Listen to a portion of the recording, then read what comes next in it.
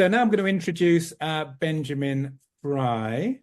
And I just have to say one thing about Benjamin before we start. He has flown all the way from his beautiful retreat in Costa Rica. He's back in the UK now to be with us. So he's post-retreat mode at the moment. But a little bit about Benjamin, and we're going to put some things in the chat today, so you'll be able to access his work, his book, and him if you'd like to go see him or refer people to him. But he is an accredited psychotherapist, an author, and entrepreneur, having a rich and varied career combining his interest in psychology, the media, and business. In his 20s, he went to film school and made a feature-length film.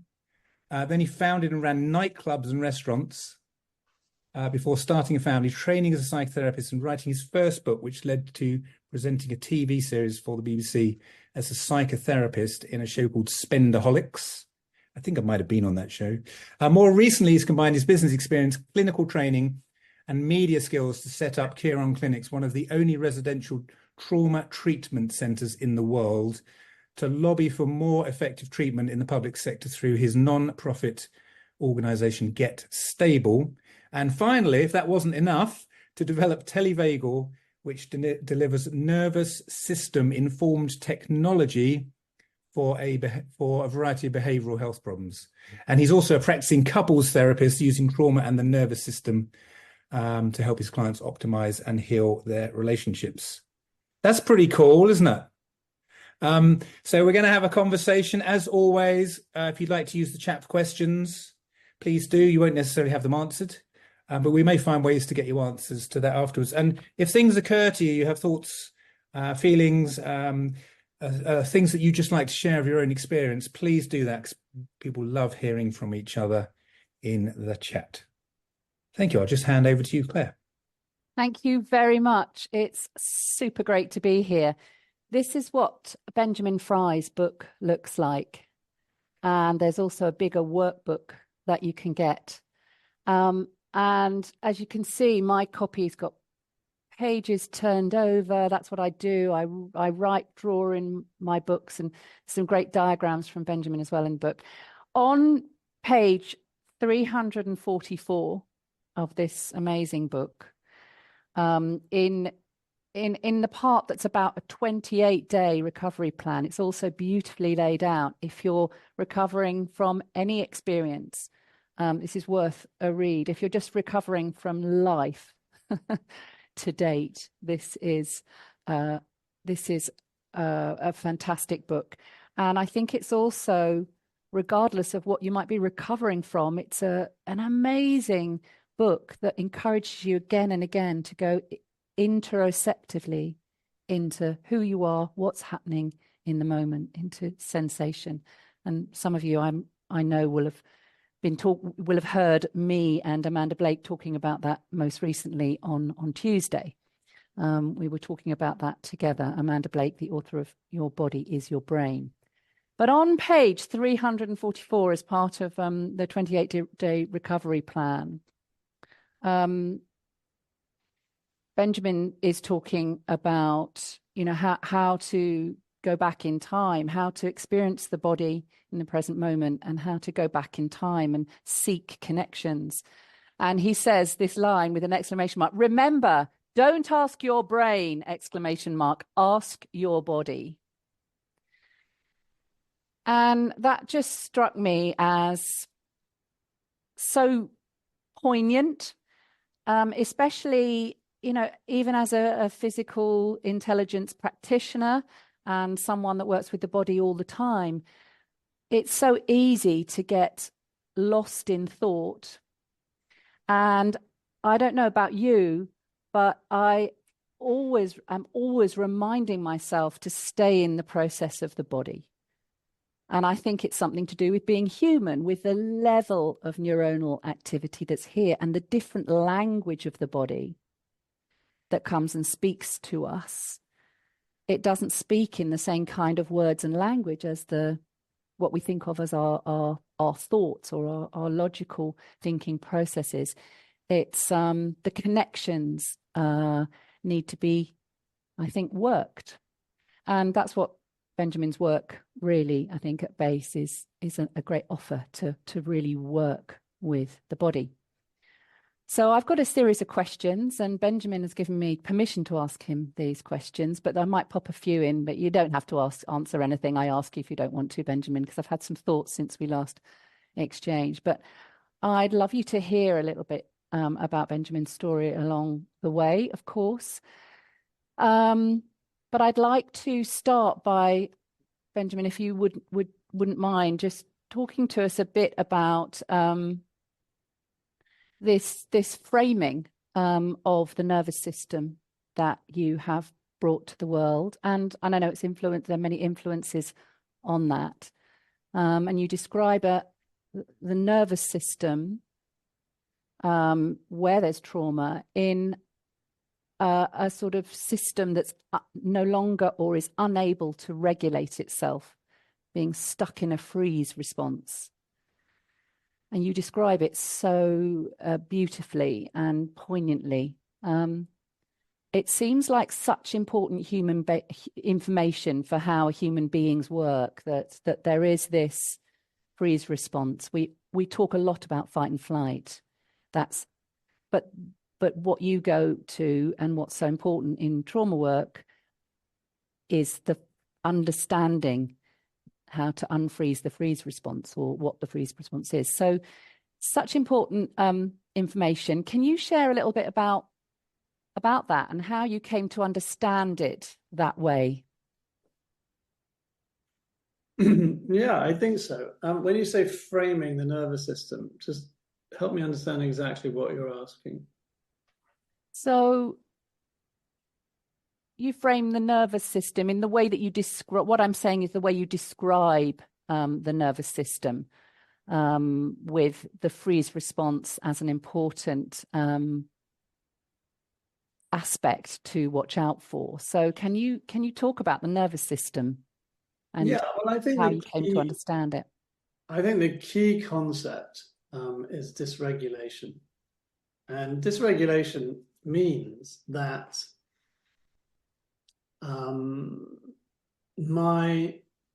let me go back one step. Evolutionarily, we are all the offspring of animals and mammals that were good at surviving or accidentally survived, one of the two. I mean, that's just a logical consequence of the fact that we're sitting here alive. None of our ancestors died before they could reproduce, which is an interesting thing to just take on board. I mean, there are many species and many individual animals or mammals or reptiles as part of species that failed that test. And none of them have any descendants here on planet Earth today. So we, by default, populate our Earth with organisms that succeed at dealing with what we call predation. So in the wild, obviously, we're all familiar with the fact that there's a kind of dog-eat-dog world among carnivores where you either get eaten or you eat. And most organisms' lives are spent accumulating calories while avoiding becoming calories, if I can put it like that. Humans have a pretty, we have a very different experience.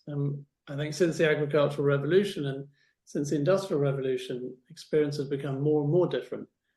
But the wiring of our underlying system has not changed.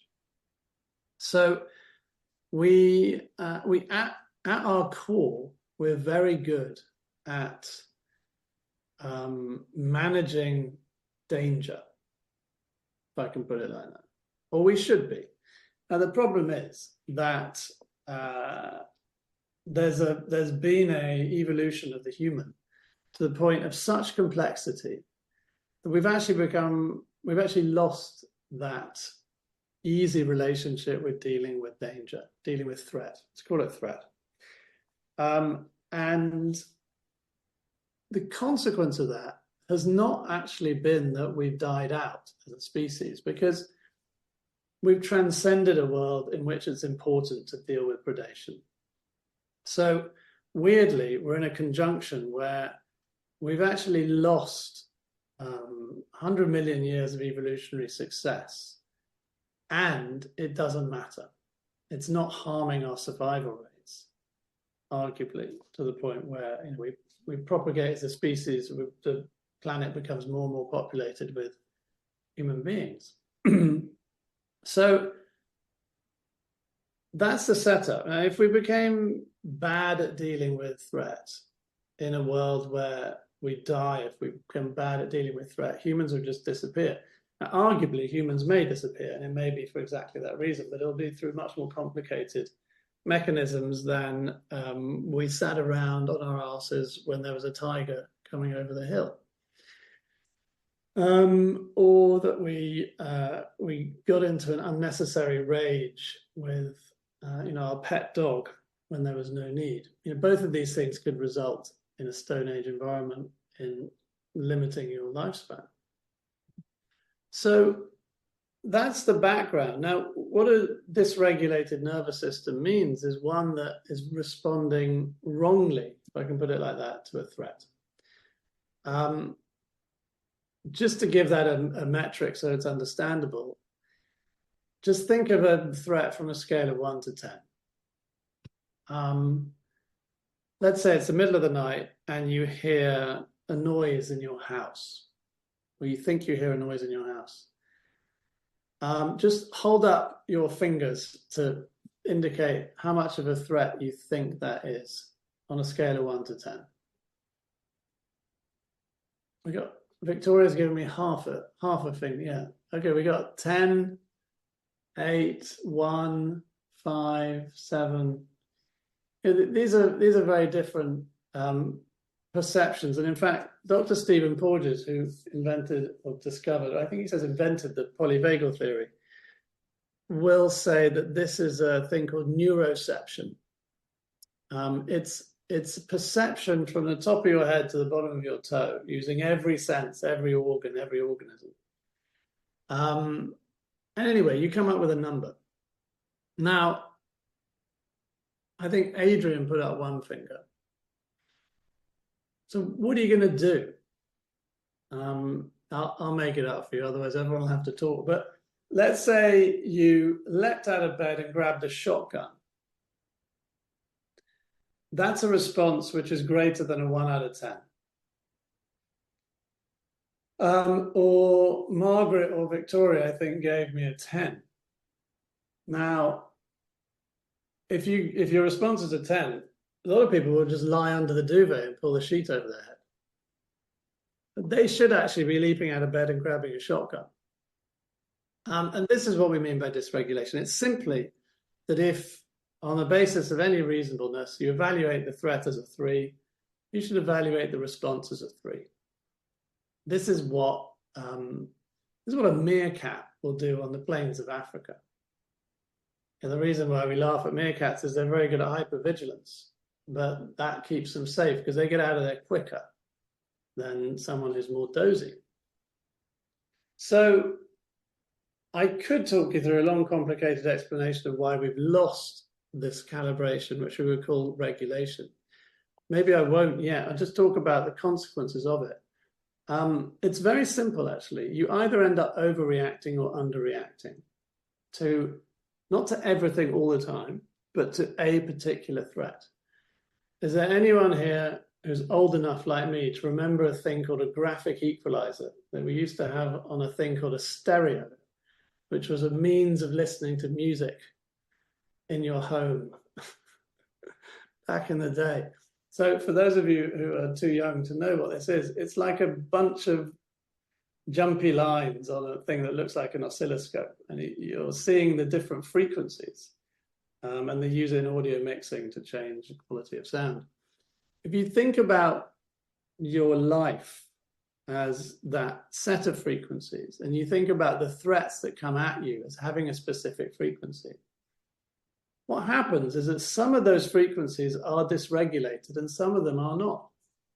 So you will be reasonable and reasoned and collaborative and cooperative in the face of some challenges, which is, a low-level threat, and you'll be completely batshit crazy in the face of other ones where you overreact, like someone who ends up on YouTube accidentally. And in other ones, you'll do nothing at all, be totally frozen and shut down. And so that's the setup in a sense. If you just think about the spectrum of threats as a graphic equalizer, some of these spike high, some of them spike low. And where they spike high and low, that is a failure of your evolved system to manage threat in a way that's in your interest. I could go into why we get to that point, and the answer is a thing called trauma. But then you have to ask, well, what is trauma? It's kind of a circular conversation, because really what trauma is an unfinished response to an earlier threat. And if you have an unfinished response, it's like glue in the system. And what it will do is mean that your next response to the next similar threat is greater, because your first one was unfinished. So it's like a little bomb waiting to go off. So now you get 2 responses instead of 1. And then if that doesn't complete because of the freeze response, you get 3 the next time, and so on and so forth. And you get to a point where you might have 100 and it's too much. And at that point, you never have any response at all, because if you're gonna blow up, the natural defense to that you see in the wild is freeze. So overwhelm is met by freeze. Otherwise, you'll go into hypervigilance and then a fight-flight response and then freeze. So if you've lost the ability to move smoothly through these levels, then you can end up in fight-flight too soon or in freeze too soon, and that's a dysregulated nervous system. So is that framing it? I don't think I've got onto the second question yet, which is to answer, what do you do about a frozen nervous system? But well, that's where I would love to go. I'm guessing like we're going straight in there, but what is this embodied process that enables the unlocking, the unfreezing, the finishing of that response, the unfinished response, which is, a flood of the same chemistry over and over again through the body brain, which keeps us locked in, as you say, into a response, and when unable to calibrate. In our curriculum, when we touch on this in the resilience section, when we're working with coaches, we talk specifically about movement interventions that that is one way to at least start to intervene, to shift and make what am I trying to say, to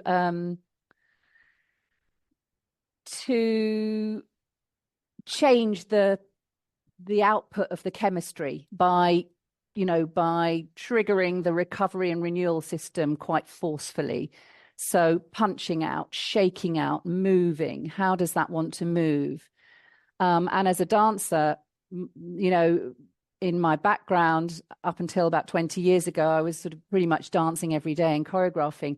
Obviously, there's that sort of movement has been a way that certainly I've processed some very challenging things in my life, and then made them into dances, actually made them into imagery that's not dissimilar from imagery, connections, sensations that we might have in response to challenging situations in life. And I was always processing that through the dance.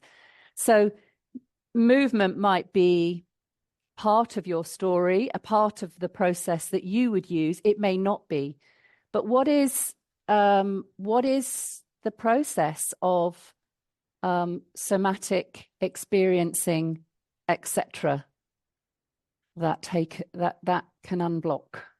Well, you're lucky that you enjoy dancing. I've recently seen a study which showed that dancing was the most effective treatment for depression. Yep. Exactly. Better than Sudoku or crosswords for dementia as well. Yeah. No doubt. What I guessed from the study, though, was it was people were choosing their interventions. And I think people who love dancing should dance. Yeah. So, I mean, I think what you're saying is, thank you very much for explaining the problem, but what can we do about it? Which, fair enough. So I mean, I'll just start with the preface for my book, which is not an invitation to buy my book. You can get most of this information for free off the website. But the story at the beginning of the book is there's a guy walking down the street and he sees someone coming the other direction who's like bare-chested, bare feet, looking around wildly, screaming, running. And the question you ask is, well, you know, if that was you, well, what do you think of this person?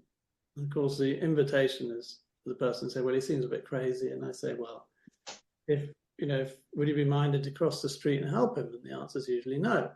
And I then say, okay, so now you see coming around the corner after him, fully grown adult male lion roaring and chasing him. Now what do you think? The answer is typically, well, now he seems perfectly normal. And I say, well, if you had a gun and you had to use it, would you cross the street and help him? Most people say yes.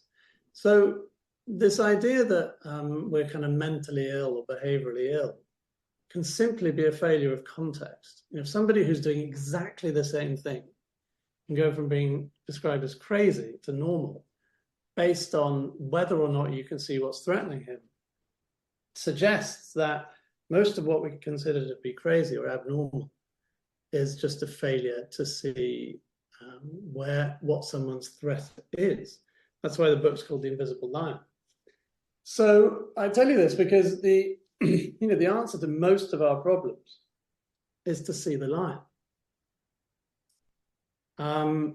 Freeze is a tricky one because you lose contact with most of your executive functions, most of your decision making, most of your choice. But the important thing to remember about freeze is that it's an escalation from fight and flight. So recovery from freeze is into fight or flight. And the difference between these two things is one is a mobilized response to threat, which is picking up the shotgun and jumping out of bed. The other one is an immobilized response to threat, which is hiding under the duvet. Hiding under the duvet is an escalation from picking up the shotgun. A lot of people don't get that. And one of the reasons why teenagers can be so irritating is because they've stopped being small people.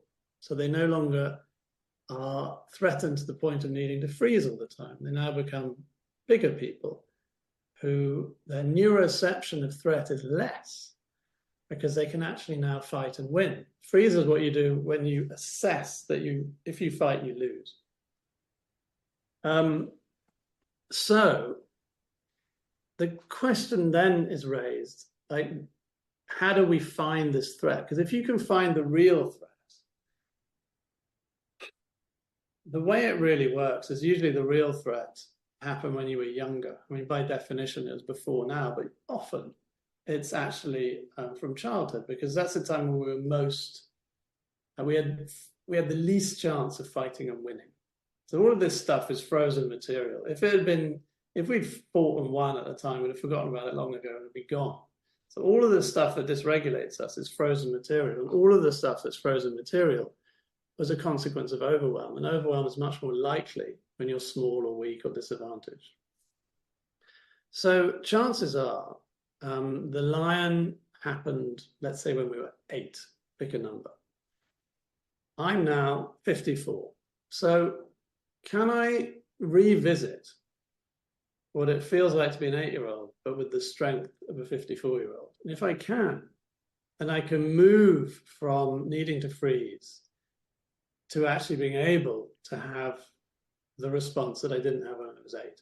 Because it's my relative level of resilience is so much higher at 54 than 8. So if the threat was there when I'm 8, I'm frozen. But given that I'm now here, I've got all this headspace to deal with it. And the technique for finding the lion without losing the adult ego state is actually through the body, not through the mind. The mind won't help you. Mind is of no use here, probably because it's too far up the brainstem.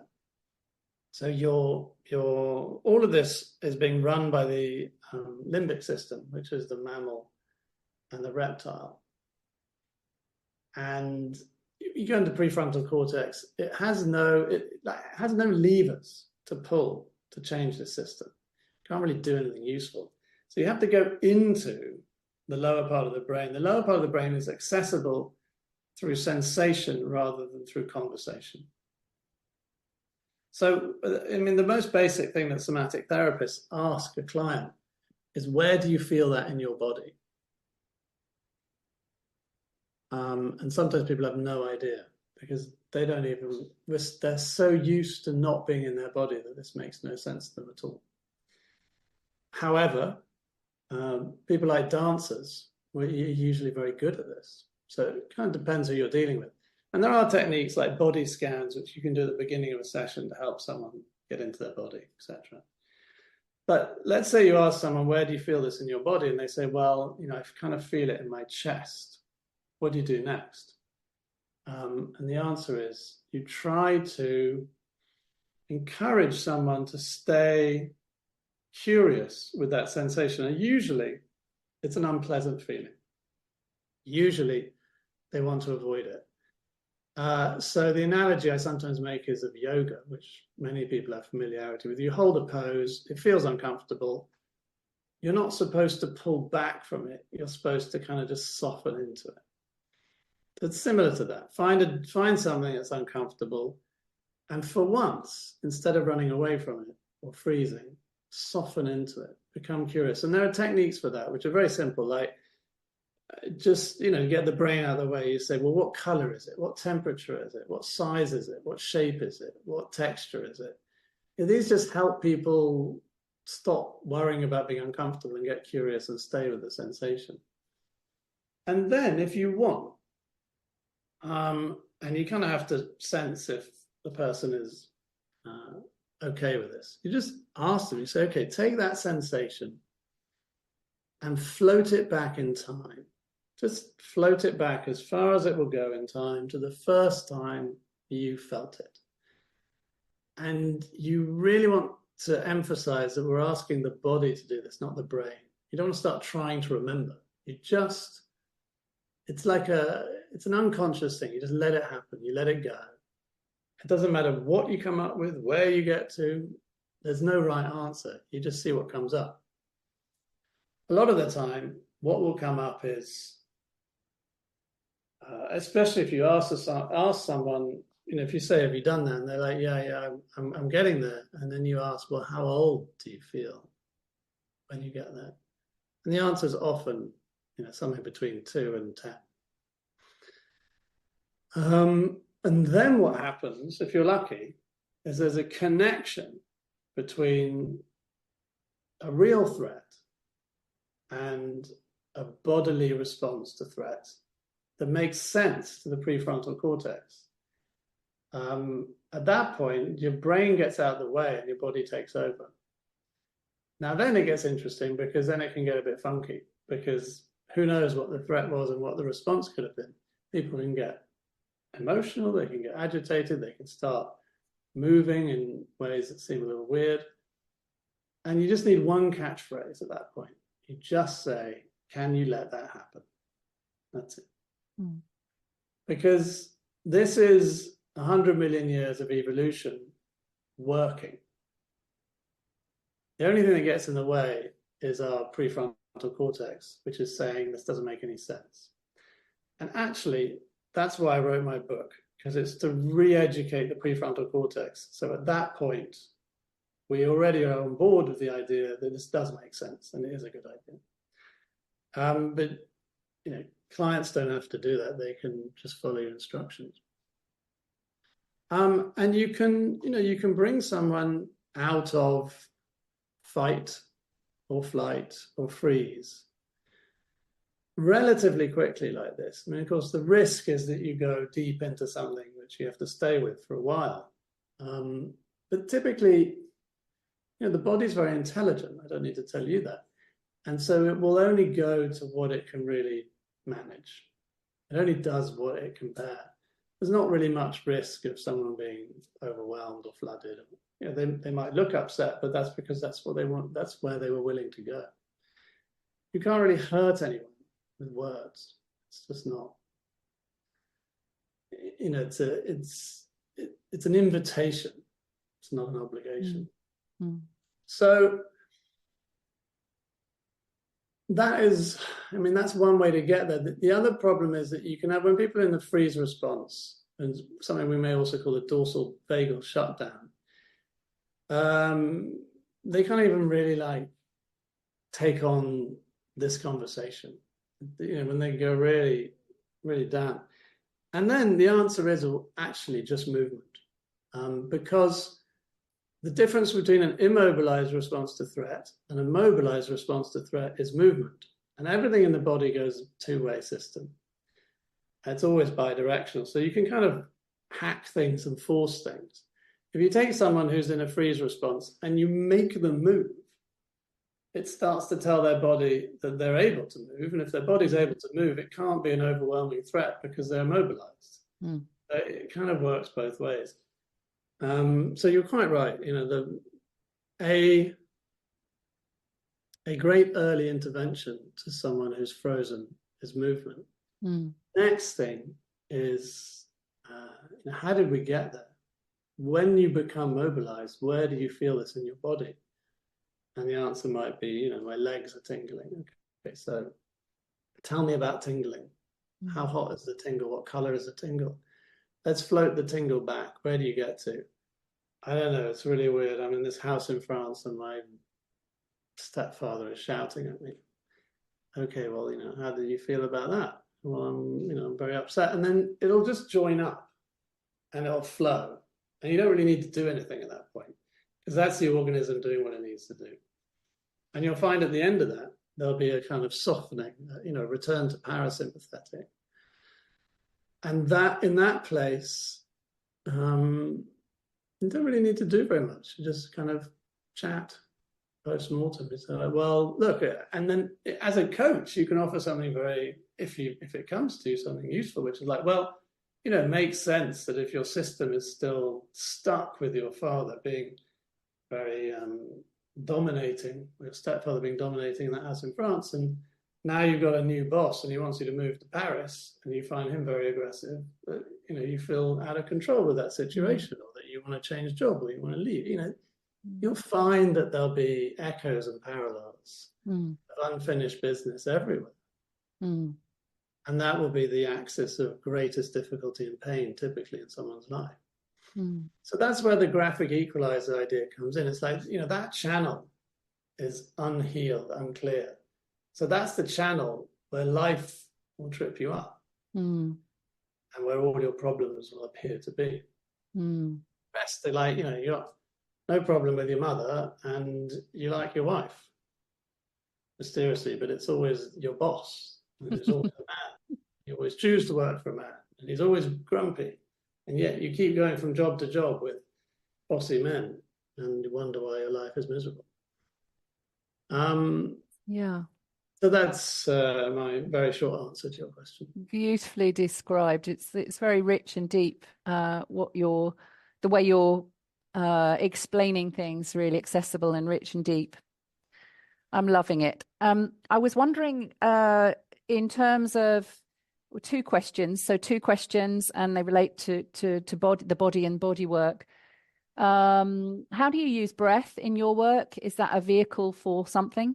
And second question on the back of that is if you're going to encourage people into movement, how do you initiate that process to crassly say get someone moving? Of course, they're the ones that they get themselves moving. But how do you, the breath and movement? Can you tell us a little bit more?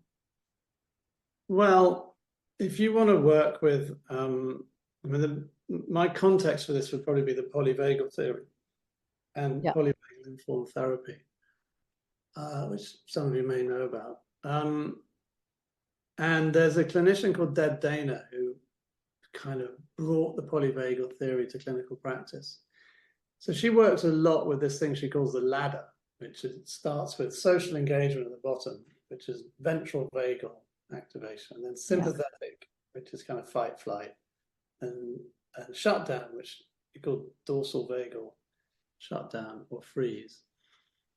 And part of what she teaches therapists to help their clients with is kind of moving up and down this ladder. The place you really want to be is at the bottom of the ladder, unless you're dealing with a threat, in which case you want to be in the middle. If it's an overwhelming, life-threatening situation, you might end up at the top. It's very unusual in our modern lives to be there. Generally speaking, you want a little bit of sympathetic activation if you want to stand up for yourself, not too much.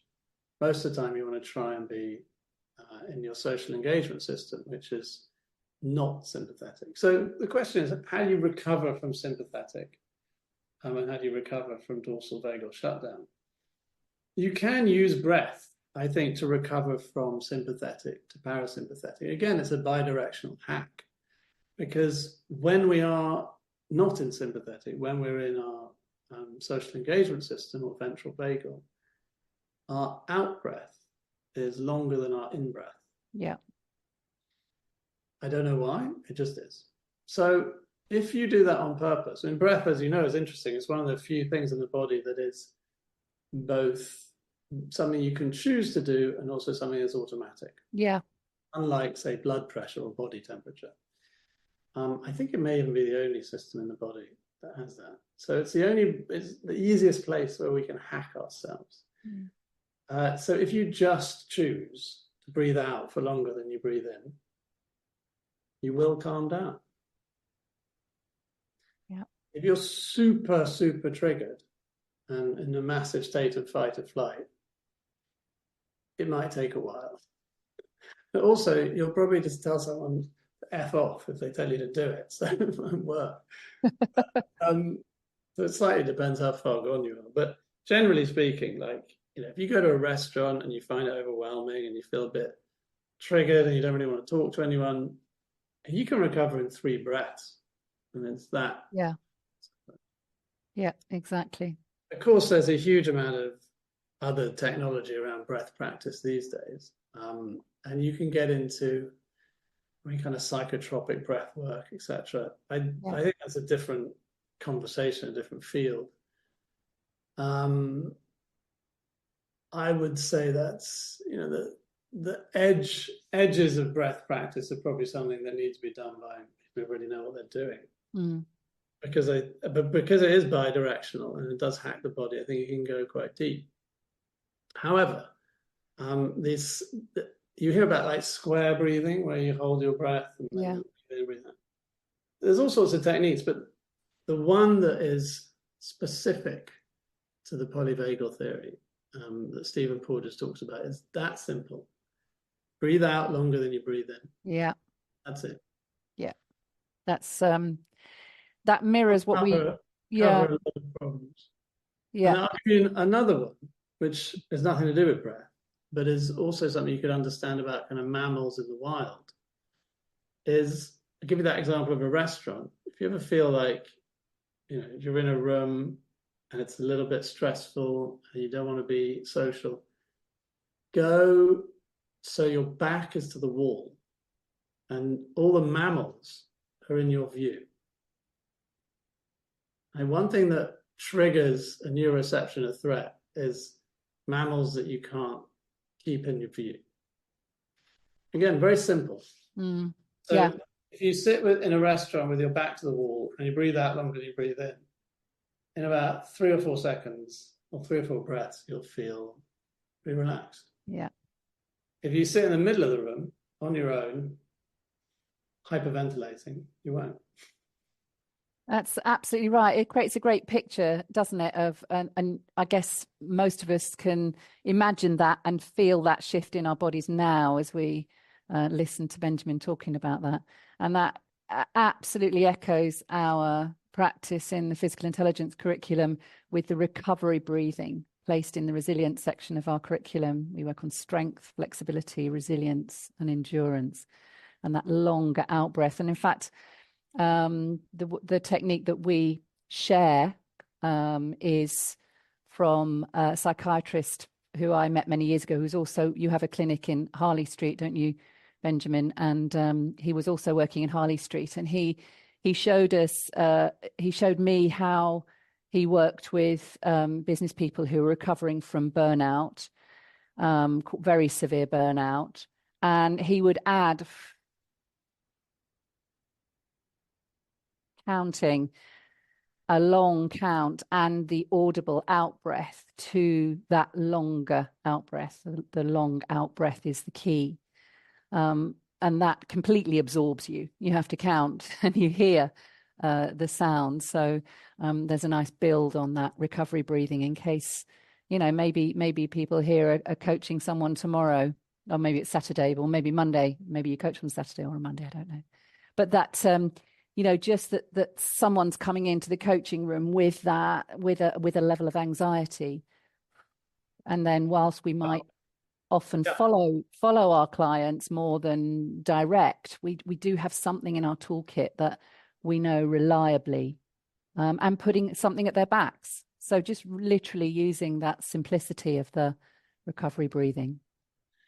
Well, I was going to say, your second part of your question was about how to recover from a freeze response and what's the appropriate use of movement.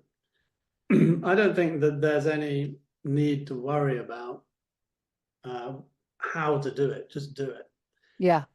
I mean, I'll give you two examples. One from my private life, where my girlfriend was just dorsal vagal on the bed.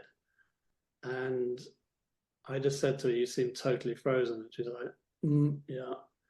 So I said, "Well, get up and move." And she's like, "I can't." So I grabbed her by the hand and kind of dragged her off the bed and made her walk around the room, and she started to feel better. Now, you know, so you can do that with people that it's appropriate for you to grab and move around, but I wouldn't do that with a client.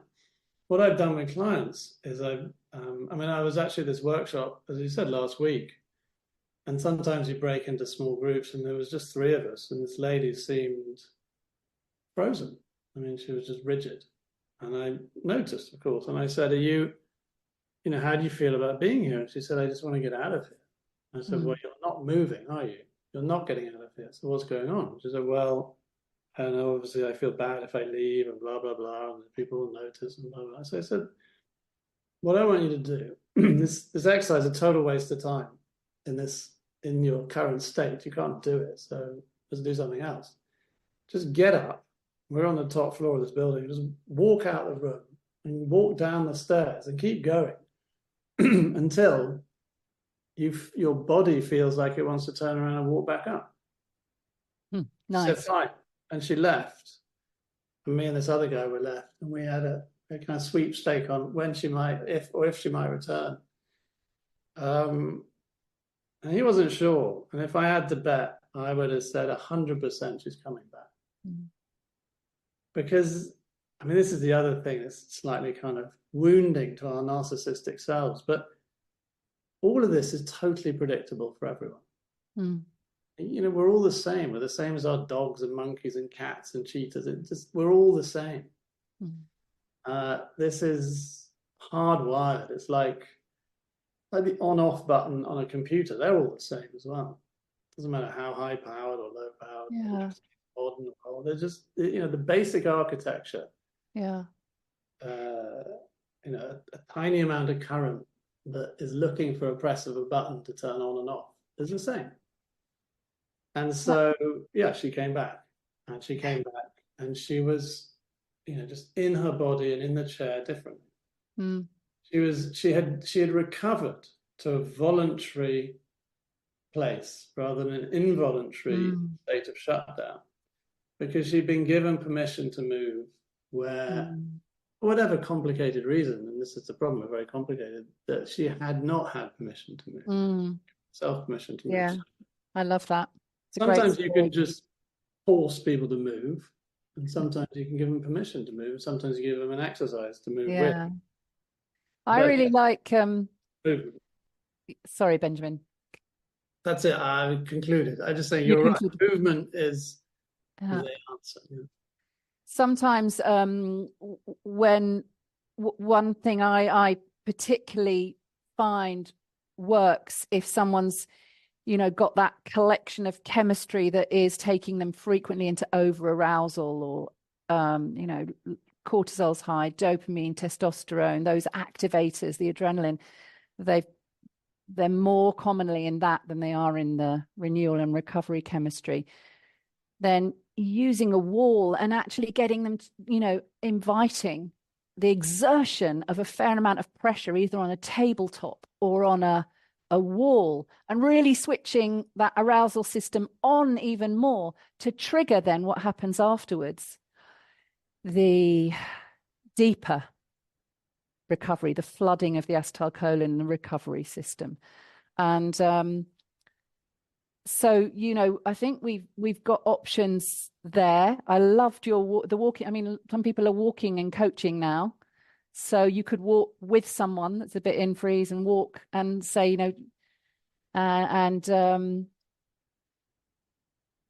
invite them to see how far they want to walk and how they want to walk, what speed do they want to walk at, what's happening in the walk, any of these things, is to just great questions, how far away they want to stand, all of these questions that provoke that neuroception. Quick question, what's the difference between neuroception and interoception?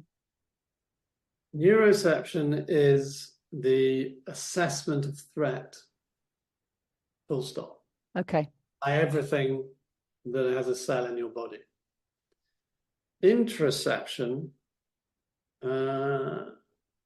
isn't that the awareness of the self? It's different to proprioception. Yeah, the interior.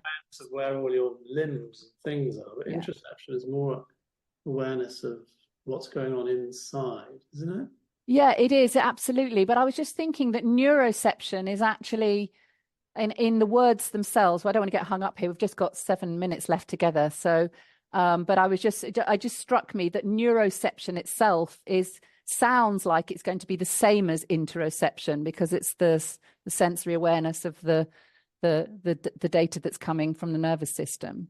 Well, growl, this hearing a growl in the undergrowth would be an example of neuroception. And what would happen is that your hypervigilance would increase. Yeah. About half a second before your brain said, "Oh, I can hear a growl." So that's neuroception. It's okay, got the way that all the signals come from top and bottom into the base of the brain, where the first threat responses are happening. Lovely. All right.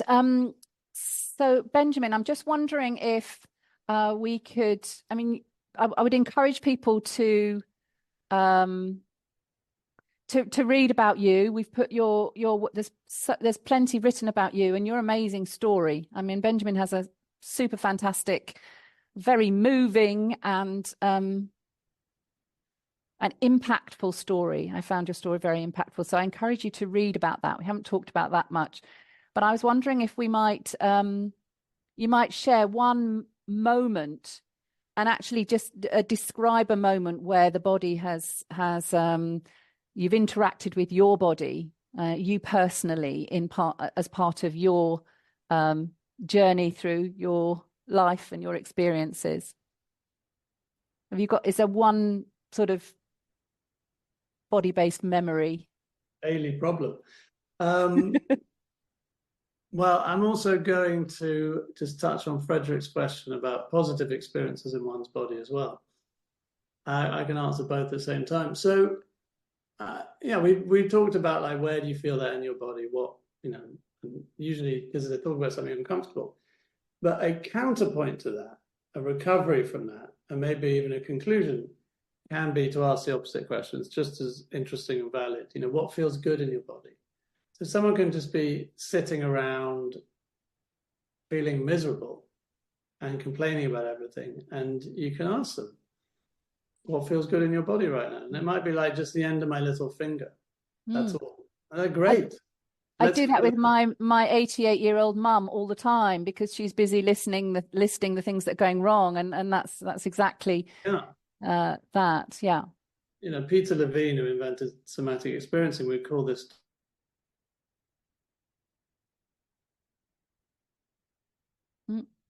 Has Benjamin frozen for some of you? Yeah. He's gone dorsal vagal. He's showing us what actually happens when you freeze.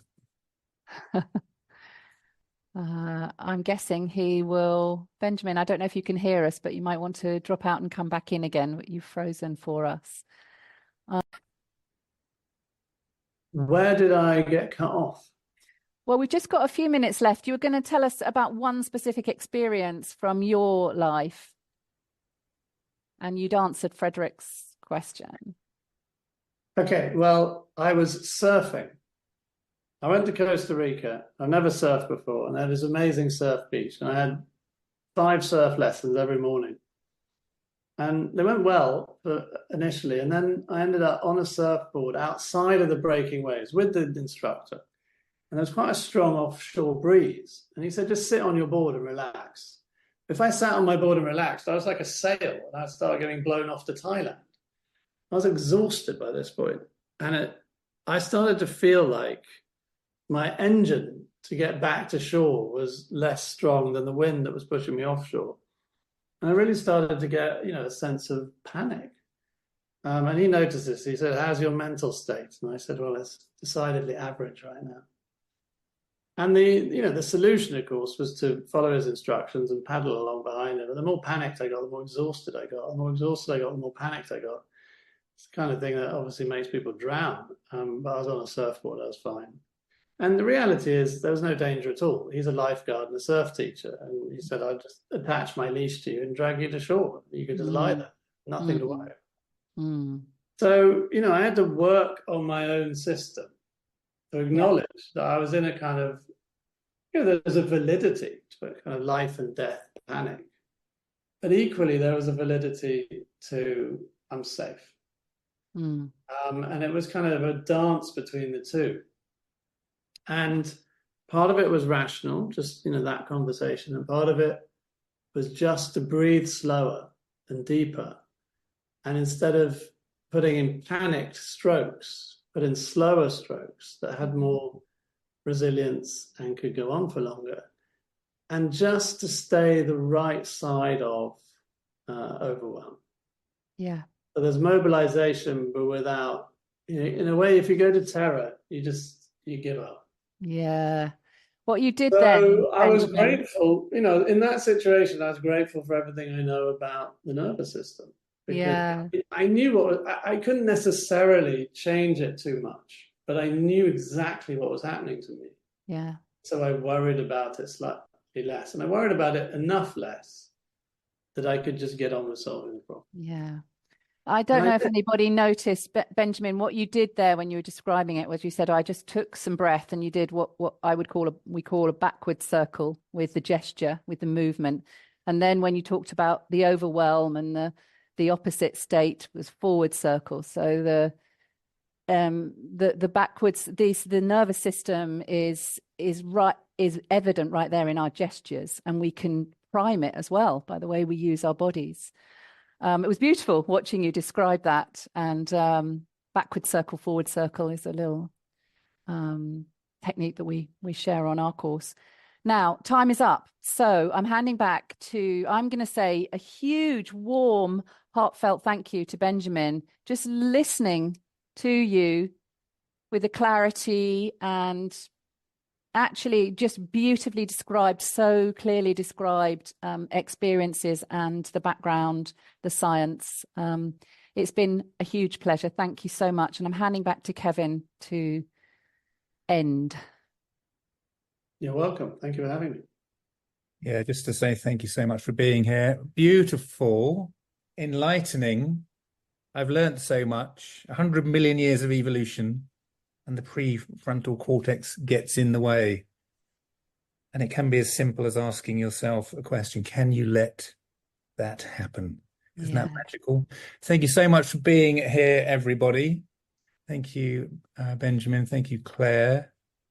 I'm sure you took copious amounts of notes. I'm glad we recorded this. I'm sure you'll go back to the recording and try and go back over some of the content. And I'm sure we can all see how we can apply that into our work. And, the last thing I'd say is, isn't it wonderfully reassuring and validating that the work we're doing sometimes because we know what to do, but a lot of the time it's instinctual, where we're getting people to move. We're making sort of interventions that just come from somewhere in us, that those are the things that are likely to lead to paths which are going to help and support somebody else. So thank you very much to all of you, and we'll see you all again very soon. And massive thank you, Yeah. Benjamin, for being here. Have a great weekend. Bye-bye.